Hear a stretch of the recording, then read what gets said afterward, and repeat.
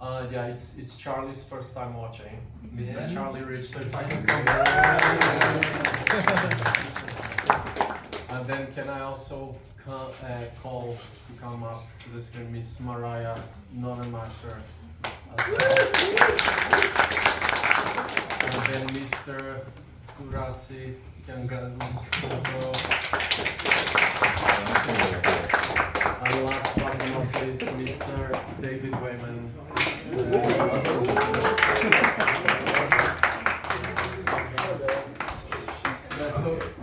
So guys, feel free to ask us anything. Yeah, if you guys want to stick around for drinks afterwards, you're welcome to do so as well. Yeah, they're sitting down. And yeah, just a bit about NFT before we take any questions. This movie was done in like 9 nights. It was a really tough shoot. These guys were working part-time jobs and acting in the evenings. So I think they deserve a big praise for us getting a movie done. I think many times we felt like we weren't going to get a film done. Our budget was only like 20K as well, so they barely got any sleep, they barely got paid. They ate a lot of pizza for those days. Yeah, but yeah, and then this year I think this is the first UK screening outside festival, so we're really excited to share it with you guys. And yeah, if you guys might see like there's a Vivi QR code here. Vivi is a legit digital collectible website, unlike the crazy NFTs that you saw in the film. And there is some Vivi members here. For those of you guys that are more interested to find out what they do, they'll do some giveaways afterwards in the lounge area. If you're interested in that, you can chat to them. And they're very easy to spot because they're all using Vivi t-shirts like this gentleman here and the gentleman on the back over there. So I just talked to them. They're really nice people and they've been supporting us a lot on this film. And it's so important to support like micro budget, like independent films like this to get made, I guess. And yeah, that's in a nutshell NFT Cursed Images. We are now coming out in UK VOD platforms, so Amazon Prime, Tubi, and the usual ones. We're out already in US, and this month later we're gonna have a screening in Brazil next week. So I'm really excited about that. I'm Brazilian, right? So it's going. Paintings are cheap right now, guys. Yeah, there you go. Any questions for the cast or any questions on how the movie got made, please feel free just to raise your hand, and yeah, we'll be happy to oblige to answer in the best of our abilities. And yeah, if the cast wants to add anything as well, yeah, please feel free to do so. I'll ask about J-horror, because it seemed very Yes. J-horror. Did you all work on sort of timing from J-horror? Yes, that's a good point. Yeah, it's very J-horror. I'm a big J-horror fan. You know, in Brazil we grew up watching J-horror. So I even remember talking with Mariah and with David about this before we filmed it. It's like we need to make it very J-horror. We really need to show the monsters. All the monsters were based in real urban legends that exist, even though it's like a techno horror. But you know, I grew up in the 90s, so a lot of J-horrors in the 90s were very tech heavy, right? You had The Ring, you know, you had Bulls, you had there's so many, right? I can't even remember now, but they all had this very traditional look and feel in a way, which is there's always a cursed object or there's always an entity from ancient Japanese mythology. So I think we brought a lot of this to this, and I thought NFTs would fit into this because it was that digital piece of art. And in a way, a lot of the NFTs in real life were actually cursed, right? Because you would buy something expecting to make a lot of money from it, but then again you're left with something in your wallet that was like a frog or a cat or like a pixelated image that has no value, but it depleted so much of your wallet, you know. And a lot of people put a lot of their life savings on that, so it was kind of like a real life horror story, you know. So yeah, we added the J-horror element and made a film. But good you noticed. Yeah, definitely. Can I ask about the sound? Because I wasn't aware. Like, there's some really interesting. I was just chatting with my mate about it. Like, Yeah. there's some really interesting choices of sound. How? Yes, very loud sounds. But it's unique as well. It's really like I'm not sure how you create those particular sounds. More the kind of score that is really not like the SFX, but like the fact that music and stuff. Yeah, it would so always go a direction which I wouldn't expect. So I found it quite unsettling. Cool. Yeah, no, the music who made was Jeff Blank, who's a very talented filmmaker. He's also my brother-in-law. So I didn't have, so you know, when he married my sister, I'm like, hey Jeff, by the way, you know, you work for me now. We are movies together. But yeah, he was really happy to work on the sound effects and on the music, on the score as well. So yeah, glad you like it. He's very artistic. He makes movies as well, so it was good to have him watching the movie. And he was really methodical on how each scene should have its own kind of soundtrack. Yeah, it's very distinct. Yeah.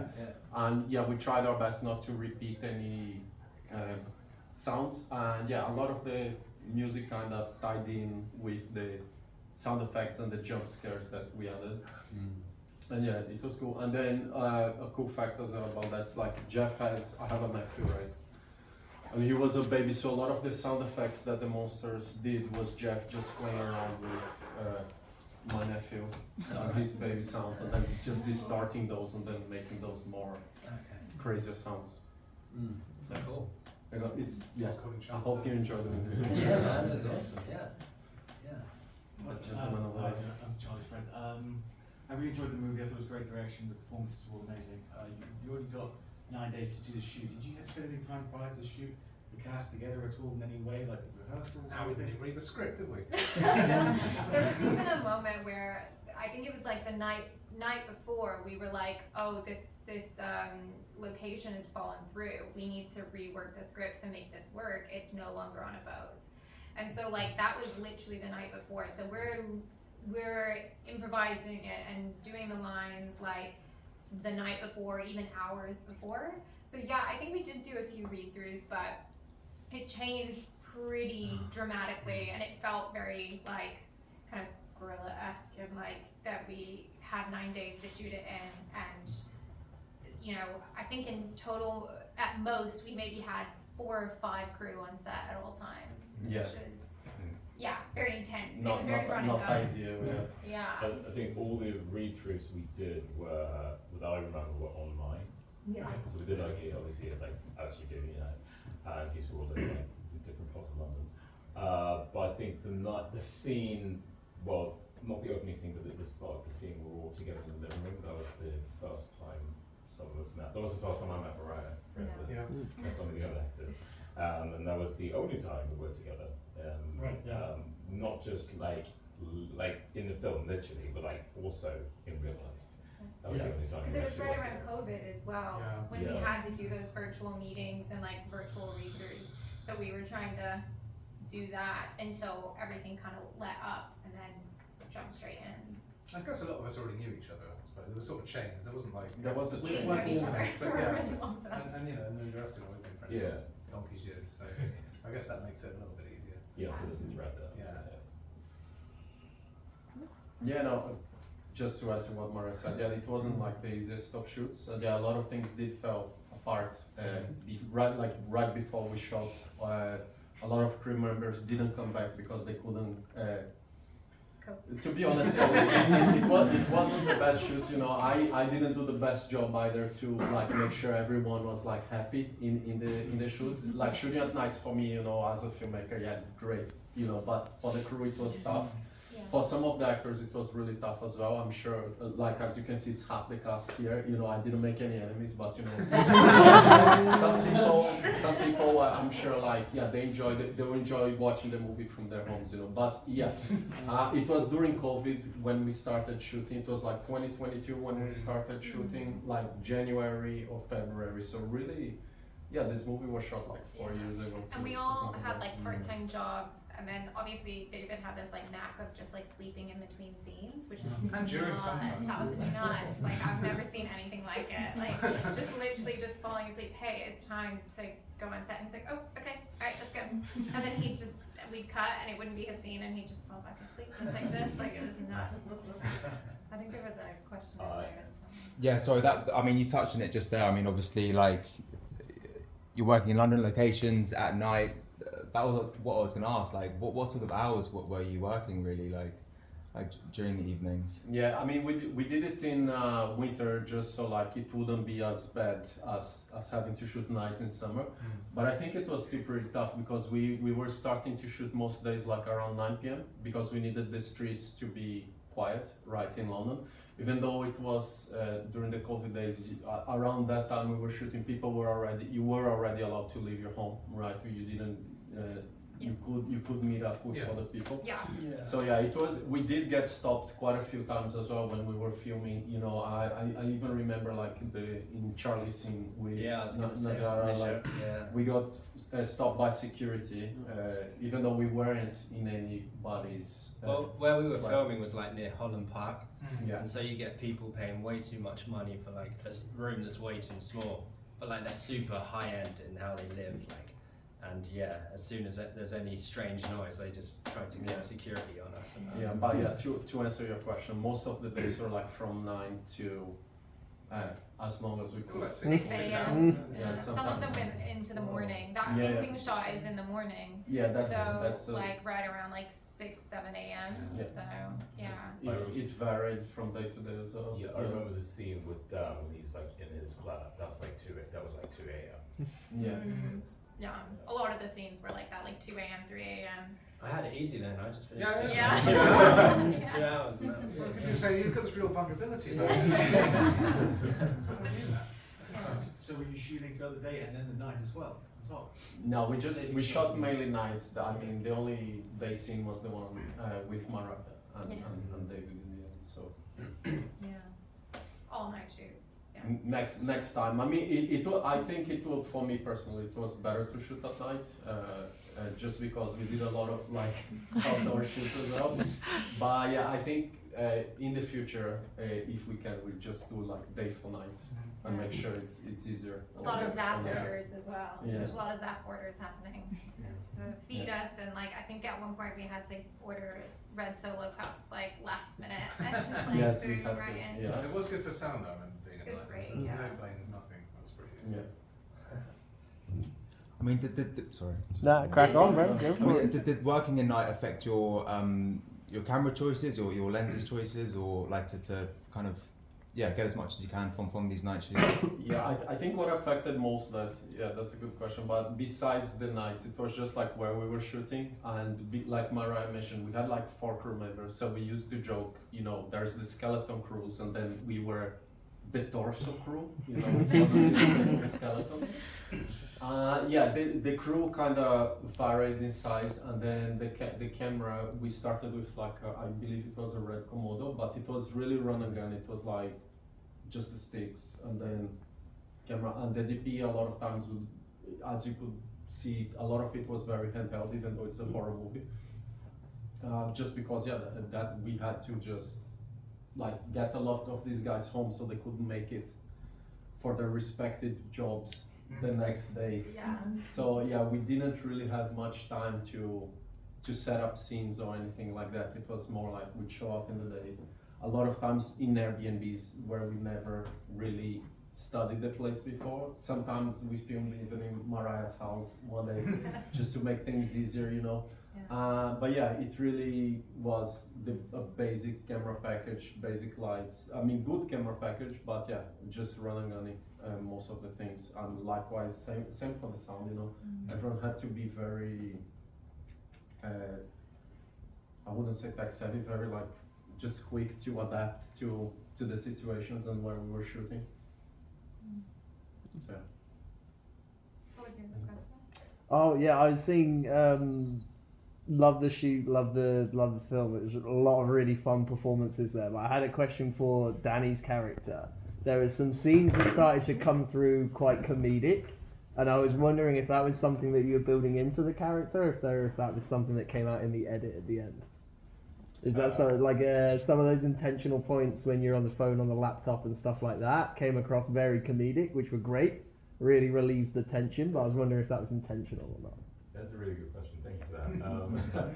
So when I first saw the film, which was when it premiered at the British Horror Film Festival about 2 years ago, I was quite surprised with how comedic it came across. Yeah. So I guess to answer your question, no, I did not intend to. Also, as an actor, I don't identify myself as a comedy actor at all, so I don't even try to be funny. Maybe that's why. Maybe. A lot of the time, that's where comedy comes from. Is Yeah, the you serious know, and silly, exactly. So no, definitely did not aim to play funny. I don't fuck with comedy. No, that's great. I appreciate that. So it came through in the edit, which is really cool. I like that. Thank you. We had a conversation, didn't we, Chad? When we had a sort of there was this moment where we were talking quite a serious discussion about characterization and so on. And at one point, I said, you know, we're making a film about haunted NFTs, right? We can't take it that seriously. Yeah, there's gonna be a laugh in there somewhere gotta just from be. the It concept. has to be, Yeah. to relieve the tension. And I think there's a lot of comedy in horror usually. Yeah. I think that this is a very millennial type film, like in the way that it's shot, like with the J horror, with it being about NFTs, about millennials not being able to pay for a house and are investing in like salmon images online. So like I think that there is like this really kind of dark humor about that these NFTs are basically going to destroy you and like your finances and your whole fucking world. So I think that there is definitely some comedy. I think the comedy is like the best part of this film, to be honest. Or the fact that I'm trying to warn everyone, But yeah, and it sucks as well because like my character sold the NFT and it still didn't matter. Like it still fucked her over as well. So Which is good. Yeah, which is good. I've got one, sorry. No, go for it. How much time? We're here for another. You've got another 3 hours. How much time did you spend like location scouting before you went out to shoot? And did you find anything, because you're doing run and gun style, did you find anything on the fly that you decided to just go and use? Yeah, I mean, the outside bits were the easy parts because that's all around, what's the name of the park? Holland Park. Yeah, Holland Park, where I jogged, then, you know. You knew it. Yeah, you were the one that introduced me to it. I didn't even know. Oh, now you go to Holland Park. Yeah. Okay, cool. But yeah, so Holland Park and then like the Paddington Basin, places like that. I always walked around that area because I used to live near Notting Hill. So, you know, when we were shooting, I'm like, okay, I'm near home around here. Mariah also lived in Notting Hill, so I'm like, okay, it's not that far from Mariah. I think David lived in Camden, so it's like, it's kind of okay for David. So. Yeah, so we were kind of like, okay, I know this area. I know it's not going to be that far for them to catch an Uber later on, so that's how we scouted and chose. But a lot of the indoor locations, scouting was basically looking at Airbnb, at the pictures, which, as you know, sometimes it looks huge in the pictures. Like the ending scene, that apartment was actually very small. We got it because it was near the O2, but you don't even really see the O2 in the film. You see it maybe in like a fraction of a second, you know. But I wanted the O2 there. But yeah, when we showed up over there, it was really tiny, you know, so we had to move a lot of things around, you know. We spent a lot of time kind of rearranging the place. The owner had got another flat across the street, so she saw us rearranging the place. She would call, like, what are you guys doing? You know, but yeah, it was a lot of times just showing up, looking at the place, and a lot of times just rearranging, redressing it, redecorating it, you know, people wearing many hats and just making sure we could shoot something. Quite hard finding somewhere to sleep in some of those places as well. Yeah, but You had no problem. You had no problem. the gentleman. Yeah, so production took 9 days. How long did post-production take? So 9 days, but those 9 days were split across 2 years because the original idea was we filmed the monster scenes, which is what we did at first, and then we'd get more funding to do like the bigger pieces and then like add on the digital, the mild digital effects that we added.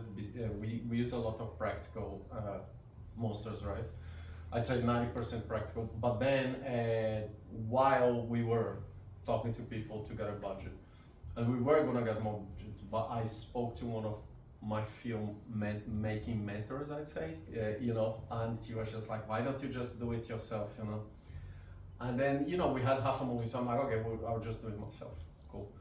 And then we had to wait another, maybe it was a bit selfish of me, but then we just had to wait a bit, like, till everyone would be able to like be present again, because we had to film the beginning of the film and the scenes where they were together. Like up to that point, I think the first 5 days of shoot, it was just the individual shoots, if I'm correct, and then like Durassie was saying, we had to shoot the scenes where they were all together. And to get everyone together in nights was pretty tough. So it took between when we started shooting to finish shooting was like a year.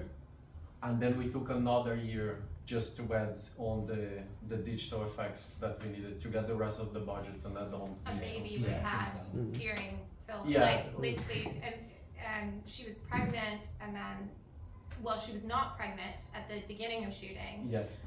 Pregnant during shooting. Totally unrelated. Yeah, and then And now and pregnant then, yeah, and then not pregnant. So like a whole baby had been had during the making of this film.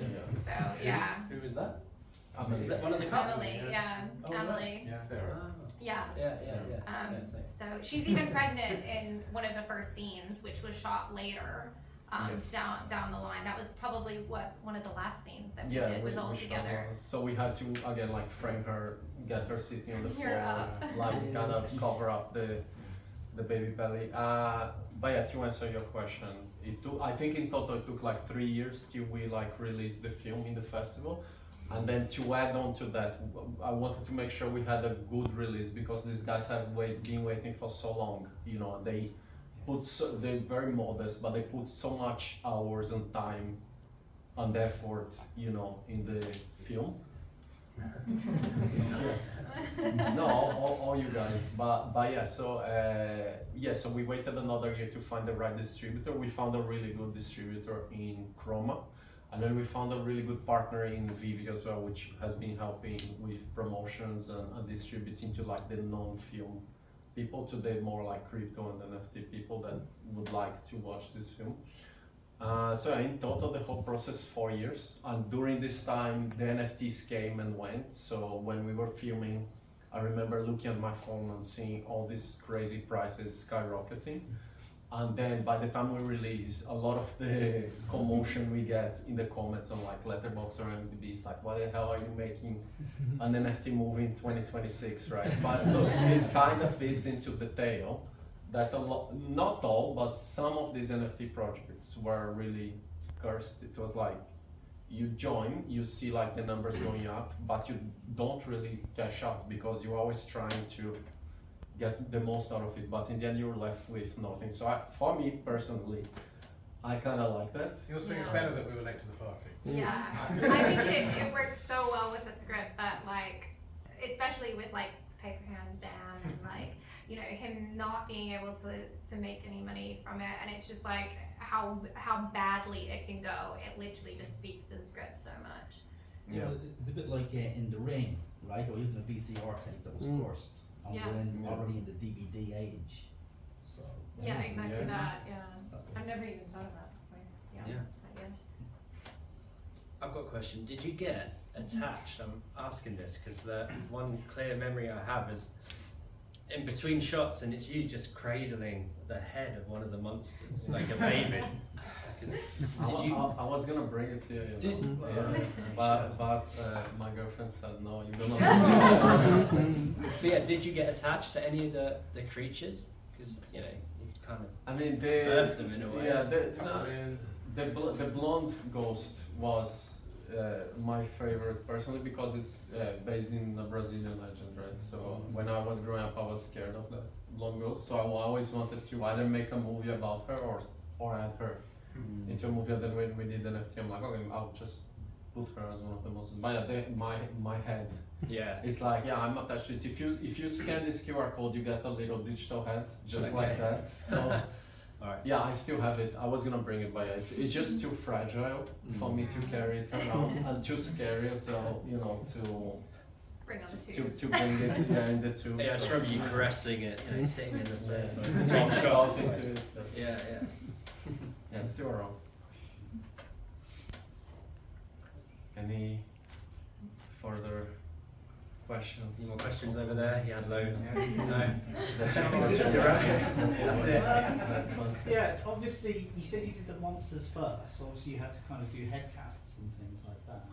I take it. Did you? Not really. No. So we had very talented, we had two very talented, like very talented makeup artists who also did the effects. So what we did was, for instance, when Mariah was one of our monsters, right? She had rotten teeth, and then she had a prosthetic in her head. Eyebrows. Yeah, but we did, like, because it was COVID when we were doing the pre-production, Mariah would send a picture to the artist, so the artist could kind of see her face, her skin tone, whatnot would work, what would not work in terms of normal makeup, but also the monster-fied, the zombified, possessed Mariah version as well. So on the day when they would meet finally in person, she was kind of semi-ready to go. I had to have my hand held while they put contact lenses because I'd never put contact lenses in, and I had Jonas's hand on one side and David's on the other, and I was just like opening them and just like crying. Like, And you couldn't see that contact lens either. it was what? You couldn't see the contact No, lens either. I couldn't It see was anything. Literally nothing. Yeah. And you were giving me directions, but I couldn't comprehend what I was doing and what I wasn't, and you were like, no, that doesn't look right, and I was like, oh, I wish I could see what I was doing, like, but it was just nothing. Some of those horror contact lenses, they're bigger than normal ones. Yeah, and I had to be led into place as well, like, I just couldn't see anything the whole time. It really freaked me out. Yeah, a lot of the only kind of proper cast we had was like this head that Mr. Charlie said, which was that monster, the upside down head, and it also doubled as the floating head that shows up behind Julia in the alleyway. But besides that, it was just looking around for pieces online that we could kind of make up some sort of Frankenstein with it, you know. So yeah, tricky, but we made like I think 6-7 creatures out of that. Any further questions? Were there any real NFTs in the film, or did you want to use any real NFTs in the film? We used a couple of real ones in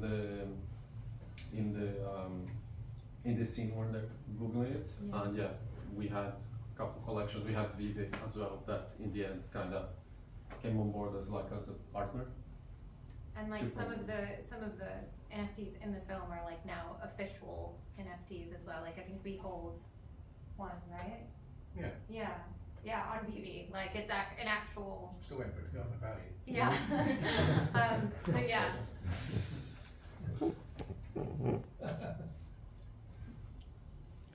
You asked about the boat. You said it was set on a boat originally. Did you lose the boat? What happened? No, it just became too tricky to shoot on the boat, you know, with shooting it at night, and then you know the British boats we wanted to shoot in is like the long house boats, right? So yeah, it just wasn't going to be possible. Yeah, the whole point was that he supposedly bought a houseboat with the money that he made, so we had to change it on the fly. And I remember messaging David and being like, okay, like how are we gonna do this? And yeah, we ended up like going back and forth like the night before shooting, and even changing some of the lines like on set in between takes, and just running it a few times and being like, okay, yep, we've got this, we've got the changes, all right, let's do it again. Like that's Really yeah. It became just kind of mentions of the boat, but on the fly having to change lines, it wasn't, and being tired as well, like in the middle of the night, having to go through these changes was not like the easiest shoot for sure. Any further questions, comments? Last chance. Alright, we've got some One for you. more. Have you got any plans for a sequel, and maybe do other courses in it, like Celtic ones and Greek and Egyptian? Yeah, I'd love to. I mean, let's see how this performs, right? It's been really popular, but it's been getting a lot of hate as well, just for the fact that it's like an NFT movie, right? But it's part of the game.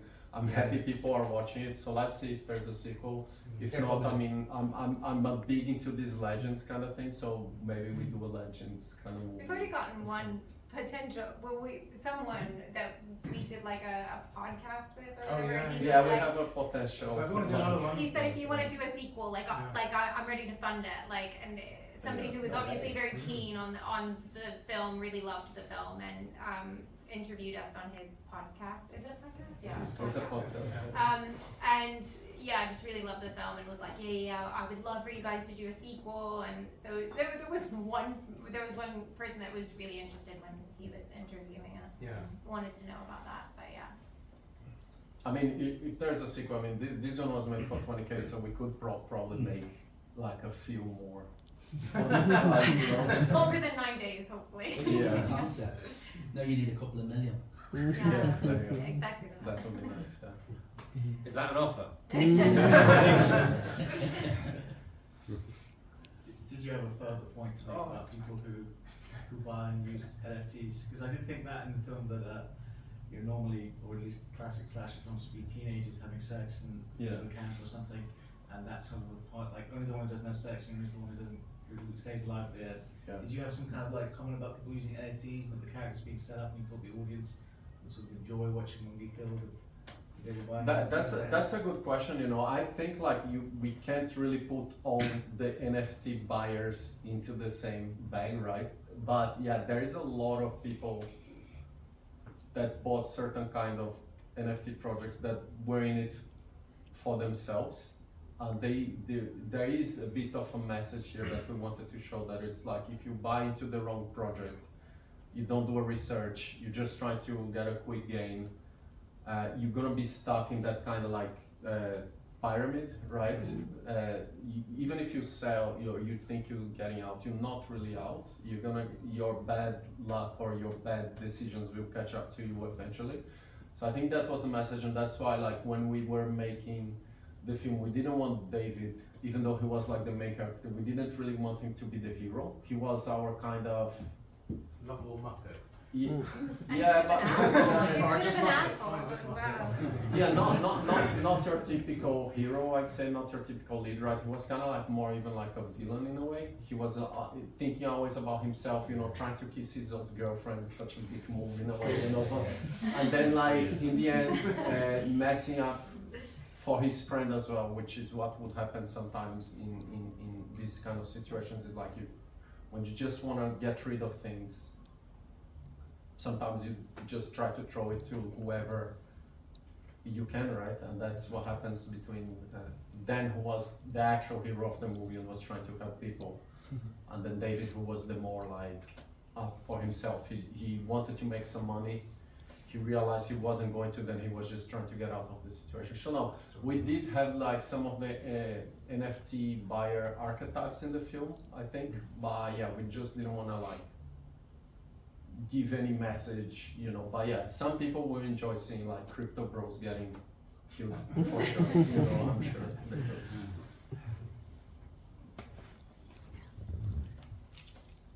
Come on, it's got to be it. Oh, Yeah. I'll ask one more. Oh, yeah. Obviously, so you shot during COVID, right? Without bleaking everyone out, did you have to? Were you following guidelines, or were you just like, let's just make a film and just forget about what the government I is saying? think we followed as much guidelines as we can. When we filmed it, it was already like 2022. So besides wearing the mask outside, yeah, we were like. No I don't think we bubbles did and test, just- did we? No, but I we mean, didn't. I don't think anybody had COVID either. At that point, I think vaccines had been passed around a couple times, and like Yeah. that was definitely because I think you approached me beginning of COVID with the script. Yes, we started talking during like not peak COVID, but like it was COVID, like COVID, you know, like COVID, like you need to wear masks Yeah. in the. And we lived fairly close to each other, Yes. so Yeah. it was not that bad. But like no, I think we all had vaccines, and it was passing and kind of a thing before we actually. But yeah, we were wearing masks we were still wearing like masks on the tube and to get to location. And Yeah, if you see like some of the behind the scenes of film, like you will see a lot of the crew members still with Yeah. masks. For those interested to see this. Times. Can I ask a question? Yeah. I'm sorry, I'm a part of the team, but so you started filming 2022, and it was actually first premiered in the British Film Festival in 2024 October. And now it's actually coming up on Amazon Prime and the theater. So it's years of waiting, like 4 years. How do you feel? I think it's aged quite well, hasn't it? I mean, It has, yeah. It's alright on a big screen still. Yeah. It's exciting, especially when you spend so much time like watching it and like, you know, a whole baby's been born and she's pregnant again. So like, I think it's really cool. Like, especially when you're doing indie film and you know you're working at the same time and you know a lot has happened and yeah, it's good. It's nice to see it like this. I agree. I think it's always something to talk about with this as well, because you know people are like, "What are you doing?" So, oh, you know, NFT's still going. But yeah, no, I think it's really good. I've finally got to the point where I can watch it and just enjoy it now. I've seen it a few times, and every other time I've been criticising my bits. Oh, why did I do that? Why did I say it like that? But this time I just sat back and enjoyed it, and I think it's really nice. I literally echo all of that. Yeah. Yeah, I enjoyed it. I didn't know what was going to happen at all, because all I'd read was the scene I did at the start. If anyone can remember the 4.5 lines that I said at the start. But I thought the narrative developed really well. The twist was good. I really didn't think you were going to send him out like that. So I think that worked excellently. And just the sound threw me off, because I think sound's the most important thing when it comes to horror. And it really, because it was always coming at an angle that I wasn't expecting, so it really unsettled me. And I think my girlfriend did well to get through it. Like the scariest film she's seen is Marley and Me, probably. So, so yeah, well done for getting through it. It's excellent. Cool. Thanks. Thanks, guys. Yeah, thank you, guys. If there's no further questions, feel free to join us for a few drinks outside, and also feel free to talk to our friends from Vivid Digital Collectibles. They have some little items for you guys to take home if you want, and then they'll run a quick giveaway as well if you wanna create an account and be able to take part in it. But yeah, thank you so much. And if I can ask you guys just one last thing is, as you can see, like this is a very independent micro budget film. Whether you liked the movie or not, you know, obviously like everyone has a different opinion. But just take a vote on IMDb or Letterboxd or whatever your review platform is. Voting and reviews, either good or bad, always helps get more eyeballs in this kind of film. So yeah, thank you so much for coming.